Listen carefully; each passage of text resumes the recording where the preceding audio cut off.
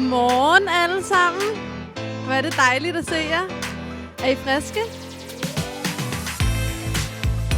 Hvis man sidenhen hører om uddannelsen som tjener, eller frisør, eller elektriker osv., så har man muligheden for at måske at huske, at man har stået herude og samlet nogle ledninger, og man har dækket noget bord.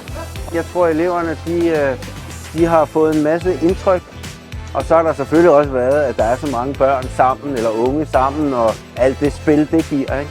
Og så tror jeg også, at det, at de har rørt ved tingene og lavet nogle andre opgaver i nogle andre sammenhænge, at det skaber en erindring, og det skaber forhåbentlig også en interesse for nogle arbejdsfelter, som de ikke kender til.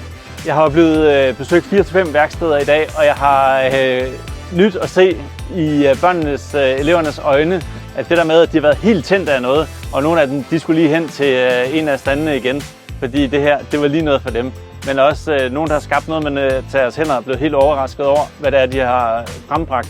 Så jeg har mødt rigtig mange elever, som synes, det her det var en fantastisk oplevelse at være med i. Jeg er vildt begejstret for, at vi får de her aktiviteter sat i gang, fordi jeg synes, skolen skal være meget mere praktisk.